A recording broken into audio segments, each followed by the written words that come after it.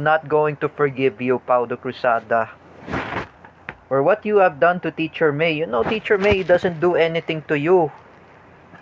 Oh, when you threaten to hostage her, when you threaten to harass her, Teacher May, Tiburcio, and Lorraine Shook are still in the house.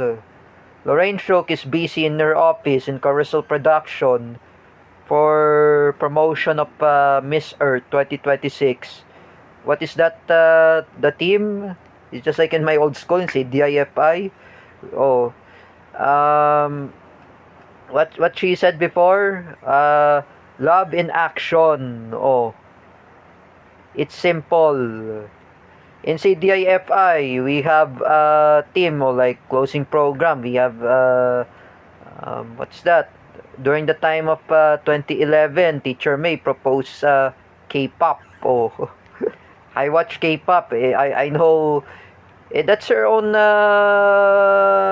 team. Us, Philippine Ascal, or Ralph Guevara and other classmates in 5R group with Teacher May. K-pop, us, Philippine Ascals, with Teacher Lendel. Why did you do that to Teacher May, Paulo Cruzada? Don't even know that Teacher May is a friend of J.D. Vinegas. Don't even know that Teacher May is was still my former teacher who gave me for example, last 2015 she gave me a red t-shirt. She gave me a bottle of tumbler. The bottle of tumbler, she gave it to me. What I realized, that was my birthday gift. And I know it was really broken, that Bibo, that bottle of tumbler. I don't know where's the bottle of tumbler which was Teacher May gave it to me. For me, Paulo Cruzada, Teacher May is an anti-Marcos. She's not a pro-Marcos. She's not Marcos loyalist. Putragis ka, Paulo Cruzada. Manahimik ka na lang. You know, Teacher May is an anti-Marcos. She is a pro-Duterte. And not this one. You're saying you are an ISIS anyway. Don't you remember? We discussed that in current events with Teacher May. Teacher May and us, we discussed about the current events in CDIFI.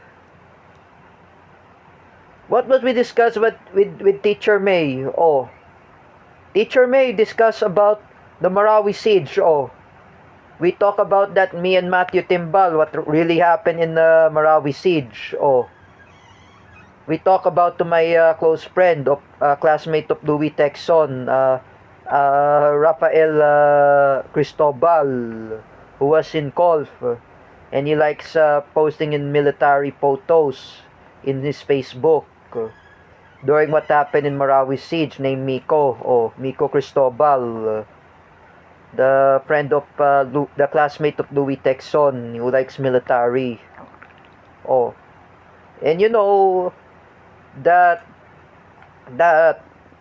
Miko Cristobal and Matthew Timbal have told me that ISIS is a Salafist group. They terrorize millions of Filipino Shia Muslims and Christians who were under siege during the time of Marawi. And the time of the ISIS are Salafists, Paulo Cruzada. And at this time, what you realize, that ISIS were being killed by Rodrigo Duterte. They defeated by Rodrigo Duterte. And Marawi was already liberated. It's over. And now, Marawi had become a ground zero. What if I say to you, Paulo Cruzada, if you and other Marcos loyalists were joined ISIS, and terrorize the Mindanao. Sara Duterte will defeated them, just like her father did. When Sara Duterte become a president of the Philippines, ubos na ang mga Marcos loyalists. Ubos na ang mga Pinklawan. Oh. And ubos na ang mga, what's that? Ang mga BBM supporters. And this, for what you did to Teacher May, you're still attacking her, you're still harassing her. What kind of person are you? What kind of person that you teaching at? You do not know what really happened. You know, Paulo Cruzada, being as a special, we are all special. Do not insist. You know, Mrs. Marion Cruzada, if your son Paulo Cruzada is a special child, why are you why does he threatening Teacher May to hostage her? Teacher May doesn't do anything to him. She didn't do to him like what you realize. Teacher May is very upset. Oh. She is not very happy for what you did to her. Are you threatening to her to hostage Teacher May? What the fuck are you, Paulo Cruzada?